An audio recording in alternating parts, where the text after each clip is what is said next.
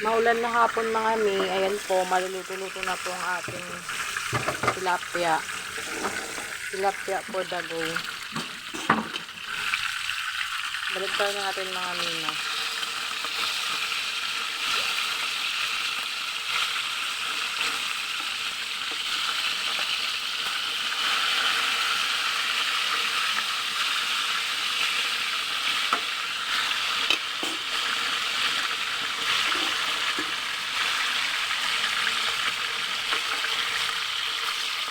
Nakakatakot magluto ng ganito, tumatalsik.